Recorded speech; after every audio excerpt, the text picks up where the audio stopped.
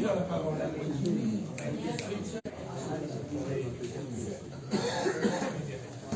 Bene, partiamo con precisione logica.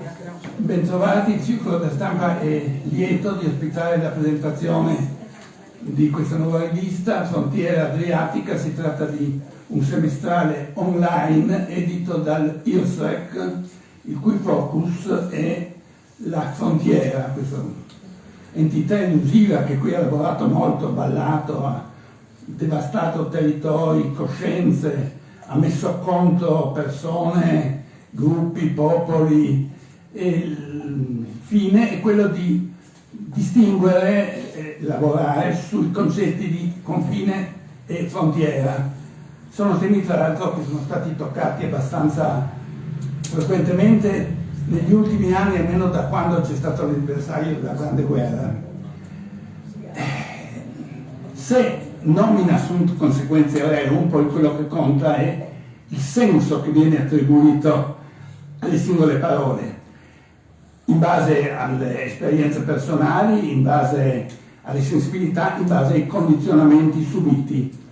E sappiamo che da queste parti si è sostituito molto spesso al ragionamento il pregiudizio tranchant, e la storia è stata soppiantata dal mito che è stato curato, e quindi c'è un'esigenza di carattere didascalico al quale intende rispondere Frontiera Adriatica per in qualche modo sopperire con qualcosa, è finalizzato al vivere meglio da queste parti sostanzialmente.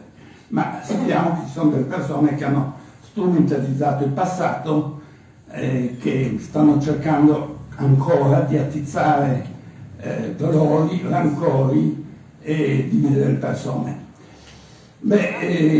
Abbiamo detto che questo è il compito di Frontiera Adriatica. Ce ne parleranno la direttrice, che è la Chiara Vigini, poi il professor Raul Pupo, Fabio Todero, che è ricercatore dell'IRSREC, e Chiara Boscarol, che di divulgando, quindi immagino si occupi del confezionamento e della divulgazione, come dice il nome del prodotto finale. La parola al professor Pupo, grazie. Bene, buonasera, grazie a tutte e a tutti, grazie al Circolo della Stampa che ci ospita per l'ennesima volta. Comincio io perché tanto per cambiare sono l'anima nera di questo ennesimo prodotto. Sapete com'è, i pensionati devono restare attivi, non devono tenersi attivi, quindi ogni tanto ci inventiamo qualcosa di nuovo. Ma a parte questo, perché ci sono anche altre possibilità, questa iniziativa cerca di colmare alcuni vuoti. Ecco, quali sono i vuoti con tutte le cose che vengono scritte? Ma il primo è questo.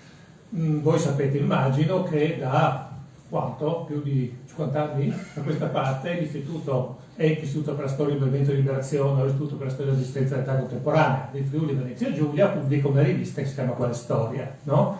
Che ha subito tante trasformazioni negli anni, perché insomma mezzo secolo passa non in vano, e ultimamente è diventata una rivista di fascia A. Cosa vuol dire una rivista di fascia A? Vuol dire che è una rivista accademica, e cioè che per pubblicare su questa rivista bisogna rispettare una serie di requisiti estremamente stringenti. Cosa che abbiamo fatto? Perché rispondeva alla qualità della rivista, e perché è l'unico modo per far sì che i giovani studiosi continuino a scrivere, perché quello che non viene pubblicato su riviste di un certo livello non vale niente per loro e quindi sono disincentivati, no? Originariamente per la rivista aveva anche altre finalità, no? Oltre a quella scientifico-accademica, quella di dar conto di una molteplicità di studi sul territorio, anche di dibattiti sul territorio, di fornire strumenti anche per la didattica e la divulgazione. Bene, ora questi settori vengono separati. Da una parte c'è la ricerca storica a livello accademico, con una rivista che, lo anticipo, probabilmente cesserà le pubblicazioni cartacee, Quale Storia, per restare anch'essa unicamente online, perché ormai è così che funziona, e dall'altra parte questo nuovo prodotto che è altrettanto scientifico, non è che non sia scientifico, perché noi siamo storici di professione e quindi applichiamo sempre il metodo storico, che è un metodo piuttosto rigoroso, ma non ha paludamento accademico, non deve ogni articolo passare non so quanti filtri, insomma delle cose complicate, ogni volta che ci sono un numero nuovo bisogna scartare almeno metà degli articoli perché sennò non è bello, ecco, così dicono le regole. Vabbè, no, non facciamo così evidentemente, e quindi è una rivista di storia, naturalmente, di storia di area, e poi vedremo qual è l'area. Quale storia ha ampliato il suo raggio a tutta l'Europa centrale balcanica, fondamentalmente. Quale storia rimane centrata sulla frontiera adriatica, e poi il direttore scientifico, che sarebbe il professor Codero. Grazie, che bella, grazie, questo lo diamo. Poi devo dare una un'altra.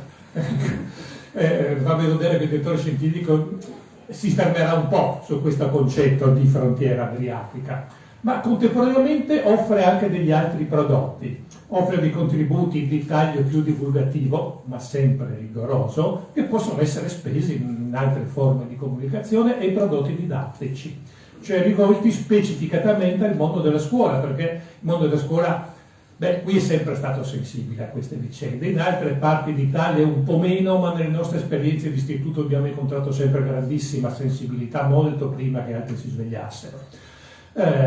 Negli ultimi 20-25 anni questo interesse è ulteriormente aumentato, e quindi c'è richiesta di prodotti didattici specifici. Noi non è che ci li inventiamo tutti qua, ci sono moltissimi colleghi insegnanti che li sperimentano in varie parti d'Italia, e noi cerchiamo di mettere in circolo quelli che riteniamo siano i prodotti più interessanti. Ecco. Questo vuol dire che anche sia la redazione che il comitato scientifico sono molto compositi. Trovate storici di mestiere, storici accademici o ex accademici, ecco, anche altri ricercatori che non hanno problemi di natura accademica ma sono bravi lo stesso, ecco, semplicemente non hanno curricula da riempire, moltissimi insegnanti, abbiamo giornalisti, abbiamo narratori, ad esempio l'amica Ivana Sukhadolsk che ci presenta il suo libro Rondine Pernice, del quale spero che parleremo ancora. Ecco, è una rivista quindi ampia, che sta soltanto in rete, uno perché costa meno, banalmente, ma in realtà una rivista cartacea non raggiunge più se non pochissime persone, no? Mentre con la rivista web si arriva dove si vuole, ha accesso libero, non costa niente scaricare gli articoli, perché l'idea è proprio quella di farne uno strumento al servizio soprattutto della scuola, di chi è interessato a questi temi, ma soprattutto della scuola. E difatti sia nella redazione del comitato scientifico che tra gli autori del primo numero trovate moltissimi insegnanti, alcuni sono anche qua, che hanno già prodotto delle iniziative estremamente interessanti negli anni passati, e abbiamo anche alcune previsioni molto interessanti per i prossimi numeri, che però adesso non vi dico casomai in fondo. E con questo io cedo la parola al direttore scientifico, l'amico Fabio. Che a sua volta per un attimo la cede alla direttrice responsabile, Chiara Vigini. Vai, sì, poi ecco, chiudiamo questo. Grazie. Eccomi.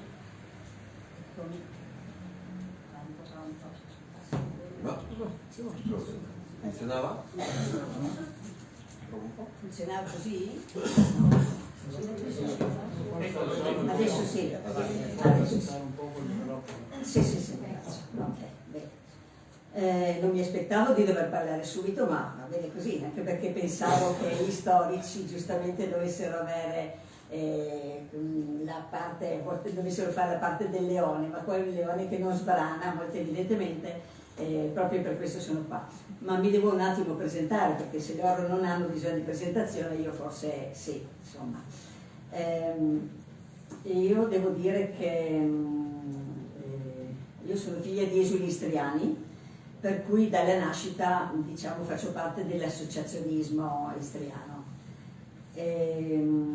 Proprio per questo poi quando mi sono laureata, io sono laureata in pedagogia, quindi non in storia, proprio la didattica è il mio pane quotidiano.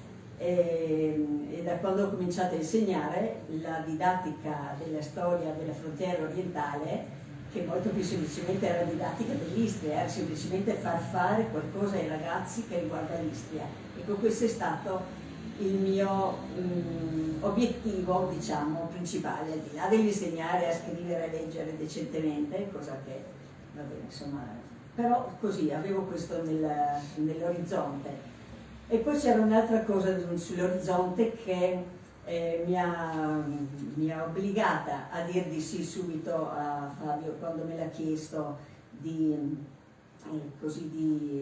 sostenere questo compito, dopo aver parlato con Raul, con il quale ci conosciamo da sempre, direi. Ecco, ed era il pensiero che loro due hanno all'orizzonte quello che io stessa ho, e che è l'educazione alla pace. Loro non lo dicono magari, però si capisce che c'è dietro al metodo scientifico rigoroso della storia, c'è proprio questo, c'è poter raggiungere la pace, pacificare questi nostri territori così complessi, così molteplici, così dinamici e alle volte anche così scontrosi, ecco. E allora io subito ho consentito, ecco. Anche perché fare storia io penso che implica altre due parole, la pacificazione è una, ma altre due parole ci sono, è la verità e la giustizia, cosa che in ambito istriano era molto emergente per molto tempo, adesso forse un po' meno, ma la verità è una verità che qualche volta è scomoda e che però non bisogna smettere di dire, e gli storici come Raul Pupo e Fabio Todaro non smettono di dirla. E la giustizia non è una giustizia giustizialista, mi verrebbe da dire, non è una giustizia che divide e che passa il conto, ecco, non è una giustizia con la bilancia, ma una giustizia che cade a pioggia e che se uno ha un bel catino per prenderla la raccoglie, e se uno ha il colabrodo non la raccoglie, e ci sono anche quelli che hanno l'ombrello e che quindi questa giustizia non arriverà mai per loro. Ecco, noi ci troviamo in questo panorama, io mi trovo in questo panorama a scuola e da sempre mi sono trovata a dover un po' combattere in questo senso. Trieste è ancora un luogo un po' rischioso per parlare di Adriatico orientale, di frontiera adriatica, perché si rischia sempre di essere presi così, si rischia sempre che l'argomento sia politicizzato. Ecco, non ho smesso, continuo, però tengo conto di questo fatto. Ecco, dicevo, appartengo all'associazionismo istriano Friulano Dalmato, e come tale ho organizzato due seminari per docenti di Trieste nel 2008 e nel 2009, e poi nel 2010 c'è stata l'istituzione di un gruppo di lavoro fra Associazione degli Esuli Istriani e Ministero dell'Istruzione. E questo ha dato il via a dei seminari nazionali, che da allora sono sempre stati tenuti una volta all'anno, e a dei seminari poi regionali o locali, sempre tenuti in collaborazione con le istituzioni, quindi con le regioni, con i comuni, eccetera, che hanno contribuito moltissimo alla divulgazione di questa nostra storia. Ecco.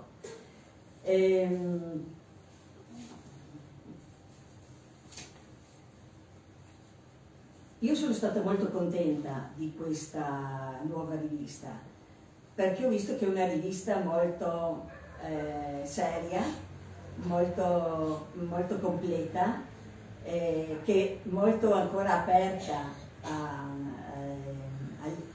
a vari apporti e a varie, come dire, a varie sezioni. Ecco, voi vedrete che ce ne sono due più importanti, la sezione dei saggi e la sezione della didattica, poi ci sono i libri, eccetera, ma si potrà incrementare. Stamattina pensavo che mi sono spuntate delle idee che poi, insomma, di cui parleremo in un altro momento. Ecco. Io direi che, come sono contenta io, sono tante le persone che possono essere contente di questa nuova rivista. In primo luogo l'editore, l'Istituto Storia e Movimento di Liberazione, lo chiamo io ancora l'Istituto Regionale per la Storia, Resistenza e dell'Età Contemporanea. Ecco. perché questo è un lavoro veramente, veramente serio che penso possa fare onore a questo istituto. Ecco. Poi sono contenta perché credo che possano essere contenti gli autori che trovano un loro spazio adeguato, ecco, e ordinato, perché vedete anche il Ministero dell'Istruzione pubblicava gli annali dell'istruzione per tanti anni, adesso pubblica dei quaderni, ma mai la questione orientale, dell'Adriatico orientale, della frontiera, come volete chiamarla, mai è stata al centro e non è mai stato dedicato uno spazio costante. Ecco. È vero che c'è un sito, che è quello intitolato Scuole e Confine Orientale, che raccoglie tutti gli atti dei seminari che vengono svolti e anche alcuni lavori dei ragazzi, però una sistematicità così molto compatta e ordinata, ecco, questo non c'è. E quindi penso che anche chi intende, quelli che l'hanno già fatto, ma quelli che intendono collaborare a dare un contributo, ecco, per questa rivista, possano essere contenti di trovarcisi. Possono essere contenti i fruitori, ecco, i fruitori, che siano lettori, semplici studiosi, appassionati, o che siano insegnanti a cui questa rivista è orientata, che cercano spunti, che cercano così qualcosa di nuovo. Ma penso che possono essere anche molto contente proprio le associazioni degli esuli istriani fiumani dalmati, perché con questa nuova rivista si dà uno spazio e si dà una continuità a quello che loro hanno sempre pensato che fosse il futuro dell'associazionismo. E questa non è una cosa da poco, ecco. Fin dagli anni *80 si pensava come andrà avanti la storia degli esuli istriani, morti questi, come finirà la storia. Non finirà, ecco, e questa rivista è qualcosa che ce lo garantisce una volta in più, ecco. E per questo io sono molto grata di avermi chiesto di collaborare, e molto volentieri lo faccio. Grazie.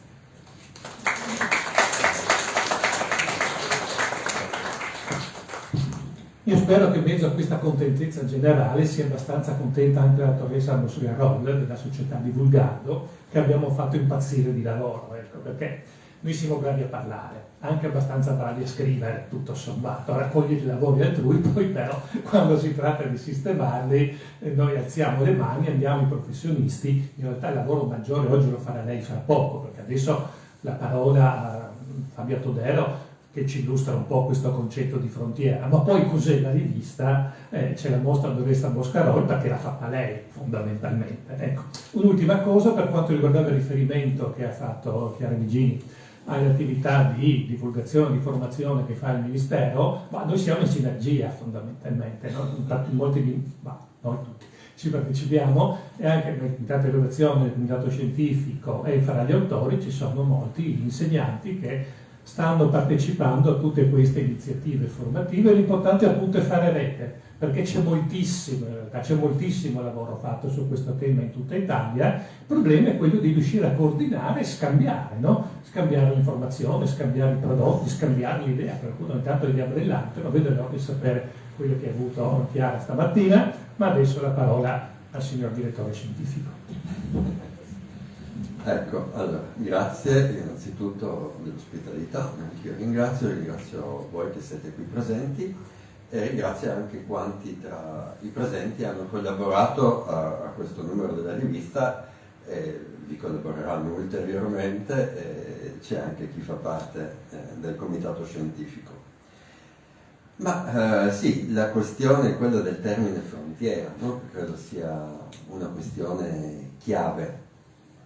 A parte che, come tutte le parole si lasciano dire e si lasciano utilizzare. Le parole sono inermi in qualche modo, possono diventare delle armi a seconda del modo in cui noi le utilizziamo, evidentemente.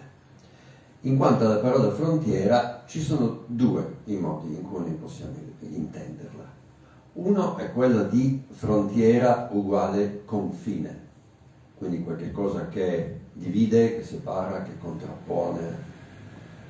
Un'altra invece è quella di un'idea di, non di una linea, come un confine, ma di un'area, di un territorio più o meno ampio, e che possiamo intendere sia dal punto di vista, diciamo così, della sua collocazione geografica, dei nodi storici che quest'area geografica raccoglie, delle diverse culture che vivono in un'area di frontiera. Per definizione le culture sono molteplici, sono tante, che si incrociano, si scambiano esperienze. Tenete presente poi un'altra peculiarità: frontiera adriatica, ci aggiungiamo il mare.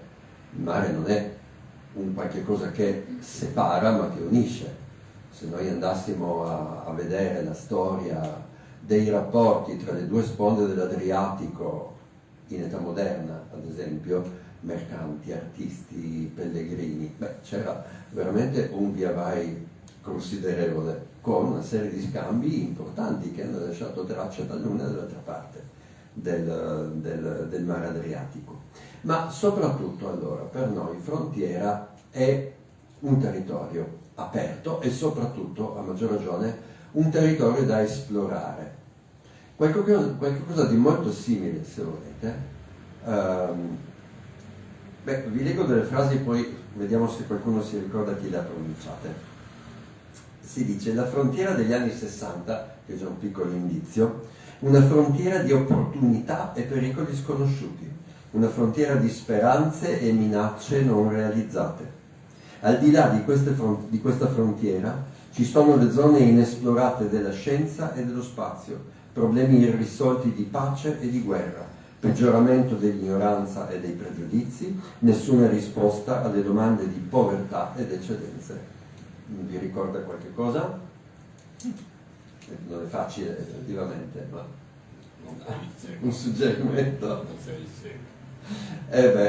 John Fitzgerald Kennedy, quando affrontava il termine frontiera con lo spirito di frontiera che ha caratterizzato la storia degli Stati Uniti. A questo ci aggiungiamo quanto per frontiera intendeva un uomo di frontiera, uno studioso statunitense che è venuto a vivere e a lavorare e a insegnare a Trieste, alla facoltà anzi alla scuola per interpreti e traduttori dell'Università degli Studi di Trieste, che si chiamava Gerald Parks.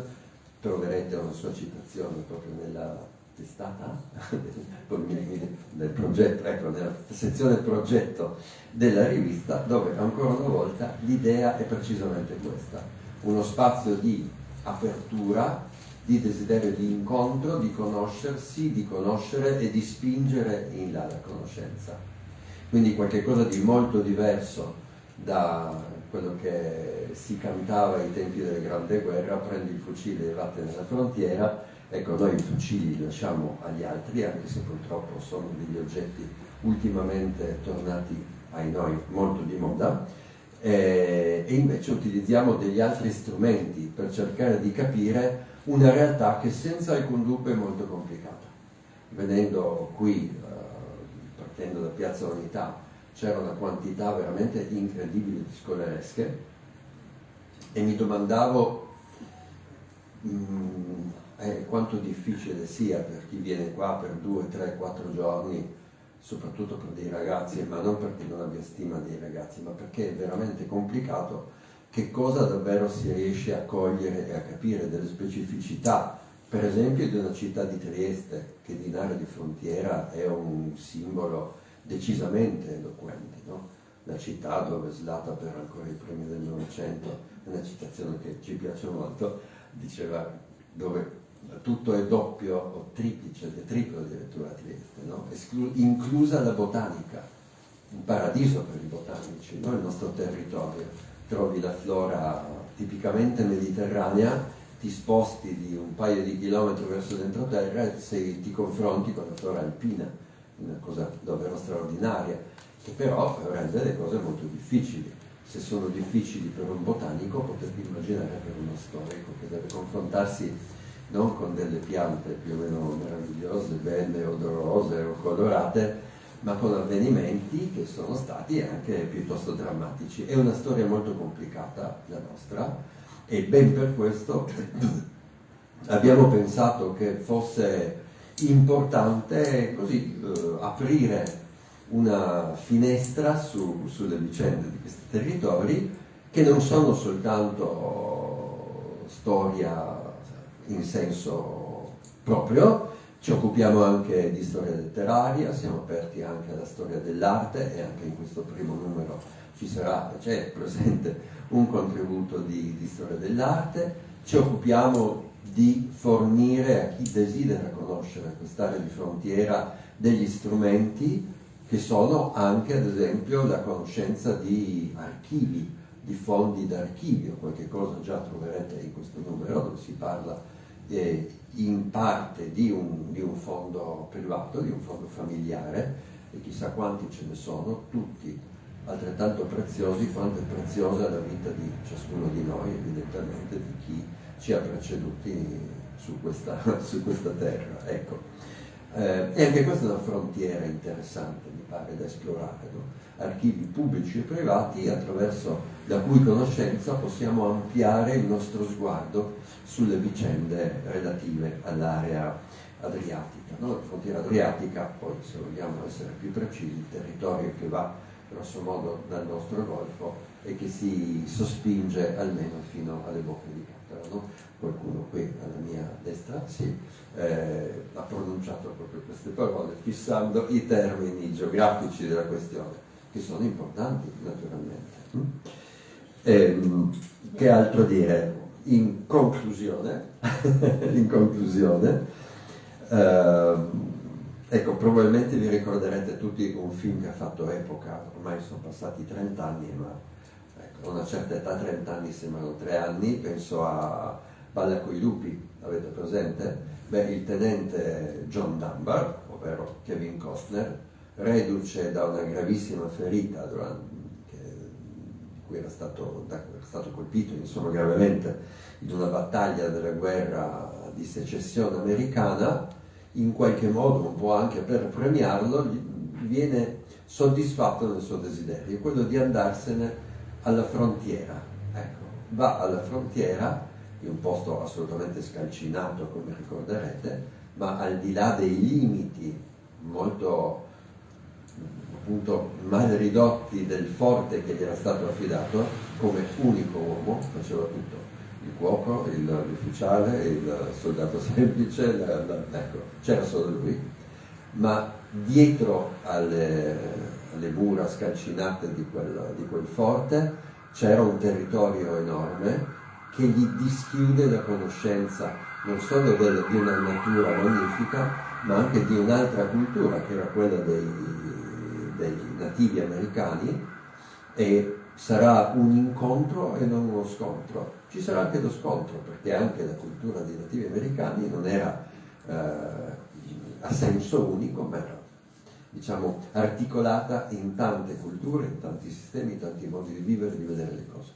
Ecco, noi speriamo in qualche modo, grazie anche al contributo di tutti quanti collaborano alla nostra rivista, e sottolineo non solo il ruolo di ricercatori storici, ma anche dei tanti insegnanti, un'altra frontiera.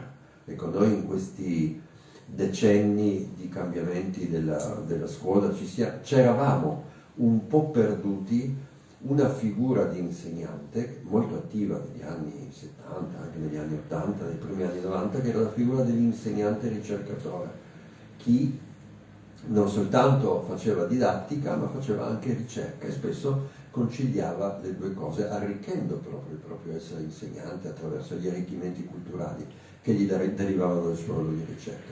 Figure che abbiamo ritrovato, che collaborano alla nostra rivista, e speriamo appunto che, considerando che la nostra frontiera è assolutamente aperta, altri colleghi, altri amici possono seguirne l'esempio. Ho parlato anche troppo, passerei la parola a Chiara Boscarò per la descrizione della rivista, e in questo caso anche del primo numero.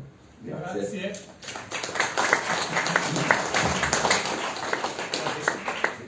Adesso viene il bello, Speriamo. tutte e tutti. Adesso abbiamo sentito il cosa, adesso vedremo il come si presenta questa rivista. Fino adesso vi avevo mostrato questa schermata proprio perché c'era l'indirizzo del sito, così potrete anche quando andate a casa ritrovarla, che è www.frontiera-adriatica.eu. Tentiamo di spegnere qualche luce. Non approfittatene,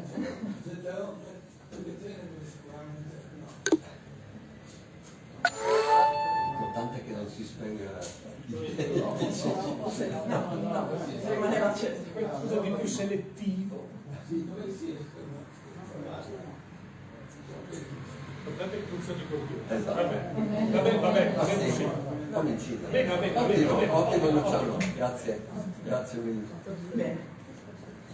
Come vedete già dall'inizio la scelta delle immagini iniziali è stata quella di voler privilegiare la pluralità di anime che vogliono proprio essere riflesse da questa rivista, quindi dalla vita pacifica e bella sul mare ai momenti di raduno, di forte spirito collettivo, a quelli che sono anche momenti invece più delicati per una città e un territorio, come nel nostro caso.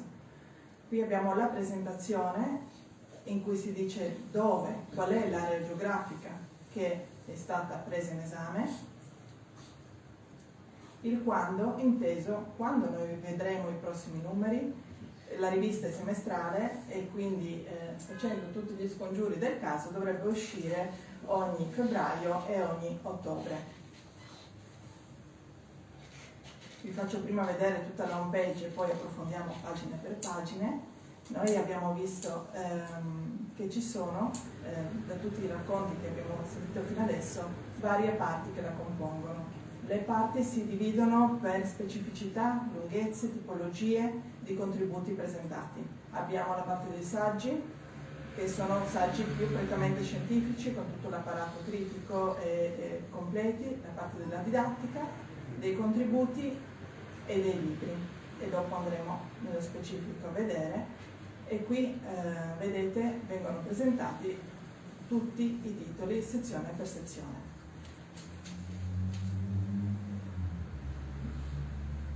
Da ultimo abbiamo la galleria degli autori, gli autori di questo numero si intende, dopodiché nei prossimi numeri ovviamente questa galleria si arricchirà. E qui c'è già, come si diceva un attimo fa, una prima luce su quelli che saranno gli articoli trattati nei prossimi numeri. Ma tornando con ordine, noi possiamo andare a vedere qual è l'intento della rivista. Le parole che Fabio Todero adesso ci ha detto brevemente possono essere lette in questa sezione, la pagina progetto, con molta più anche profusione di concetti, e qua viene proprio spiegato lo spirito di questa rivista.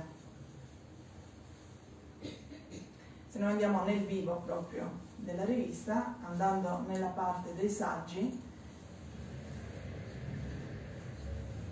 si inizia con questa che è un'introduzione, un cappello introduttivo a quelli che saranno i saggi successivi. Soltanto da alcuni.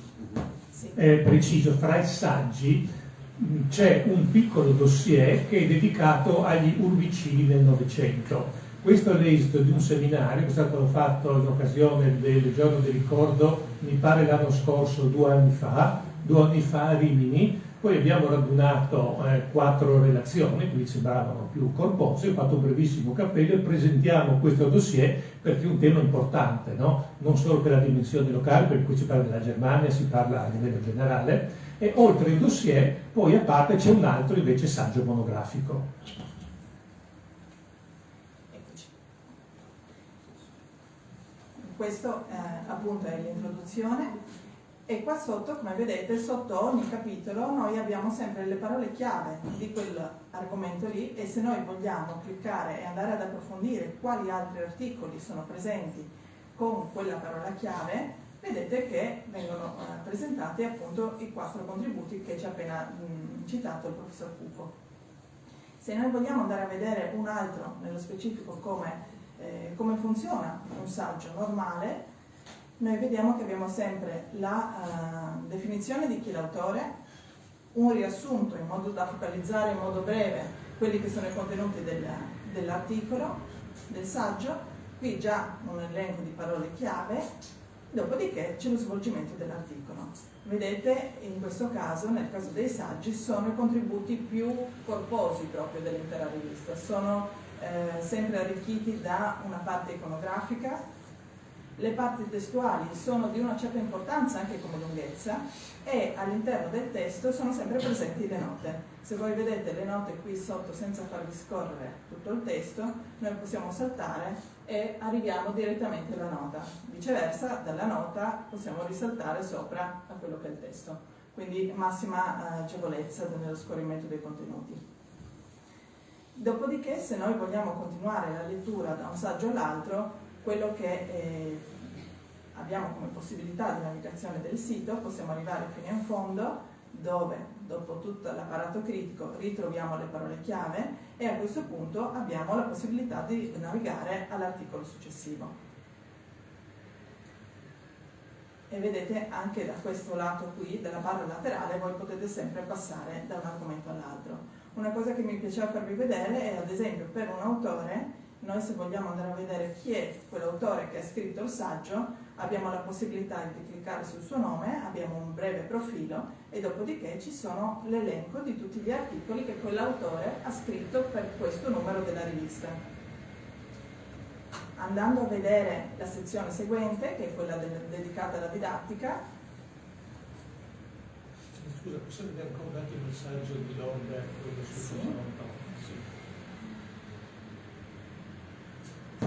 Perché appunto oltre al dossier c'è un altro saggio che è importante, oltre perché è bello l'argomento, per quello che diceva prima il collega Todero, cioè sì storia ma anche storia dell'arte. In questo caso abbiamo un contributo dedicato a Crali. Ai due crali. Sì. E infatti sono presenti anche tutte le parti.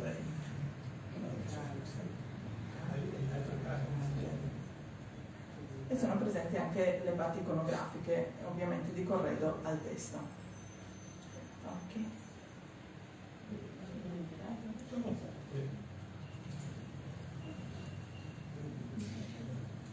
Riguardo alla parte della didattica, stavamo dicendo, abbiamo una serie di articoli e qua c'è il connubio più stretto proprio tra la parte didattica e la parte scientifica, in quanto ci sono riportate anche tutte le esperienze laboratoriali fatte nelle classi e che vengono documentate con ricchezza di esperienze diverse proprio, per cui avete un panorama molto composito di esperienze e qua noi possiamo vedere ad esempio le schede di raccolta dei dati, le esperienze fatte in classe e i lavori anche fatti con gli studenti. Anche in questo caso abbiamo sempre indicato l'autore, funziona sempre che se voi cliccate sopra potete andare a vedere tutti i contributi dello stesso autore, qua sotto potete navigare da un articolo dal precedente al successivo e via avanti. Andando a vedere la sezione dei contributi vi faccio vedere proprio una rapida carrellata in modo che capiate solo come abbiamo pensato noi la fruizione del sito per poi lasciarvi il piacere di scoprire man mano gli articoli da soli. Quelle che sono particolarità è anche appunto quello che dicevano, la possibilità di vedere archivi che sono privati però ricchissimi di immagini, di fotografie, di testimonianze. In questo caso questo è proprio uno degli esempi. Da un archivio privato le immagini che arrivano a testimoniare un'epoca.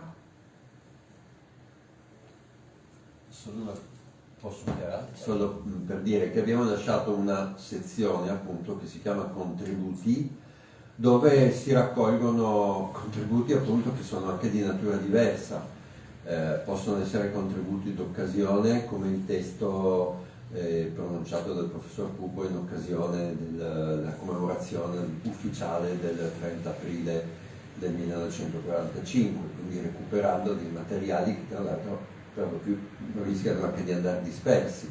in questo caso l'esplorazione di un archivio e anche altre cose. Ecco, quindi lasciandoci la libertà di raccogliere in questa sezione saggi, testi della più svariata natura, dentro certi limiti naturalmente.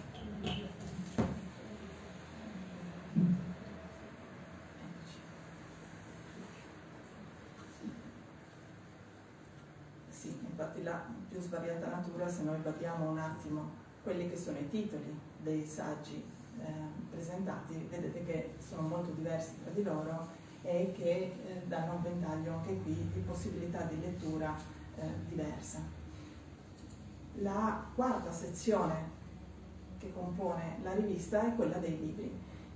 La parte dei libri come prima proposta è quella delle segnalazioni bibliografiche. Infatti si è pensato di proporre tutti quelli che sono i contributi del 2025, quindi dell'anno scorso, che hanno avuto carattere storico e interesse e attinenza ai temi trattati all'interno della rivista. In questo caso voi vedete c'è in collaborazione con chi di libri ne fa un mestiere quelli che sono le pubblicazioni di maggiore interesse. Andando avanti noi vediamo la possibilità invece di andare a vedere quelle che sono le recensioni dei libri nello specifico, e qui presentando molto spesso sono quasi sempre presentate le copertine e dopodiché la parte di presentazione vera e propria di quello che sarà il contenuto del libro.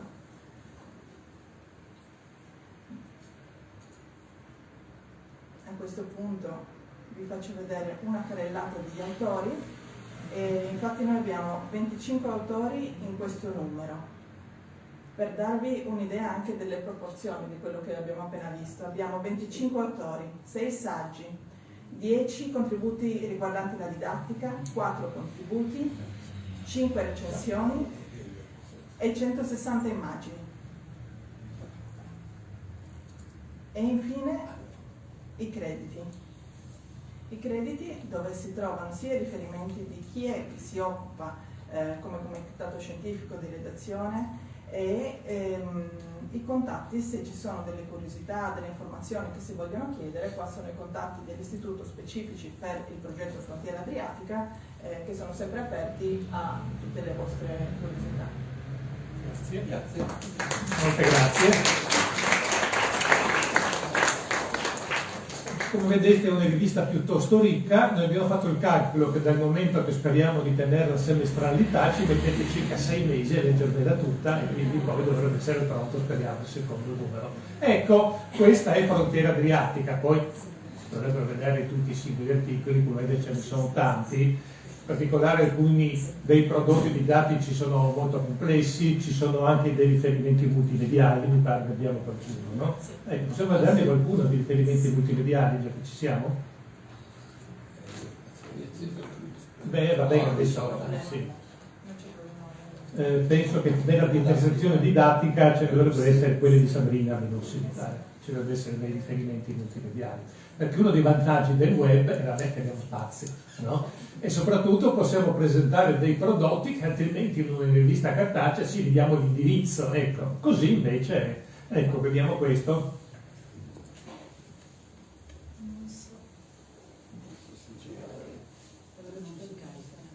Lo citavano. Se puoi dire tu, Sabrina, che cos'è? No, questi sono i ragazzi all'Opera per il documentario che abbiamo fatto sul progetto T4, sulla curata vita, e qua ci sono i ragazzi che lavorano. Ecco, da qui non riusciamo a vederlo perché la connessione è un po' debole, ve lo guardate con calma perché insomma merita. E sono didattica è questo, no? Non ci sono soltanto gli insegnanti che spiegano cosa è stato fatto, ma dentro i progetti ci sono tutti i contributi degli allievi che hanno realizzato poi i vari prodotti. E anche volendo 53. Ecco, mostra questo, ti può vedere. Qui abbiamo i fumetti ad esempio.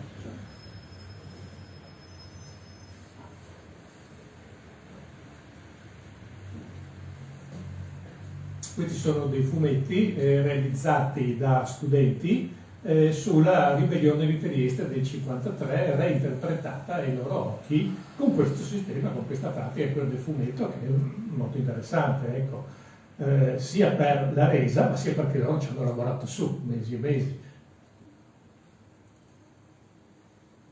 E noi speriamo di avere molti altri di questi prodotti in futuro. Per cui se qualcuno di voi ha già qualche idea, noi siamo prontissimi naturalmente ad accoglierla. Bene, grazie. Se qualcuno di voi, prego.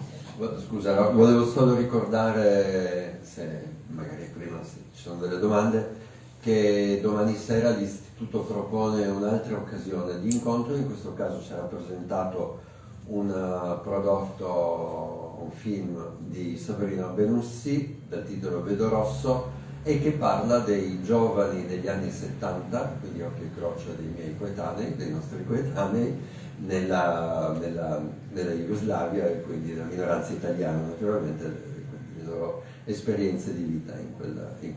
Il titolo mi sembra abbastanza esplicativo. All'Ariston, corretto? Alle 18:30. Mentre dopodomani, se non sbaglio, dovremo in questa sede presentare l'Atlante dei centri raccolta profughi, realizzato dall'Istituto Nazionale Padri, assieme a una delle persone che l'ha fatto, cioè Enrico Miletto. È la prima ricognizione sistematica su tutti i CRP, ognuno con una scheda, insomma vedrete, ecco, è un lavorone ancora aperto perché si può arricchire, ma già consultabile in rete, e Miletto ve lo spiegherà. Se ne parla anche. Che è questo. Nella rivista c'è un accenno anche a questo. Boh, noi mi pare che abbiamo parlato più che sufficiente. Se c'è qualche domanda, intervento, considerazione, prego. Due informazioni. La rivista è dotata di SSL? Allora, siamo in corso d'opera. Abbiamo presentato domanda, però i tempi sono sempre... Ecco. E la seconda domanda, se è possibile avere il download dei file degli articoli per poterli stampare. Allora, non sono presenti dei PDF scaricabili, ma tutto il testo è liberamente copiabile. Non c'è stato inserito il blocco della copia dei testi, quindi sì. Sì, perché io si mette sul divano, insomma, a leggerlo, Assolutamente. senza il computer. Sì. I collaboratori sono tutti volontari? Non abbiamo obbligato nessuno. Nel senso che niente mai. Se no, non supplettivo. Queste ricerche vostre da che hanno fatto? Cioè la partenza della vostra storia e tutto sì. questo? Dunque tendenzialmente noi siamo contemporaneisti, no? Quindi 800 e 900, però in questa sede ci concederemo anche degli sforamenti all'indietro. Sorpresa, ci stiamo pensando, ma sicuramente andremo anche indietro.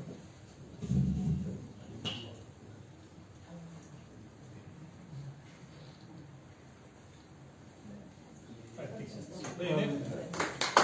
Grazie. Ai prossimi appuntamenti.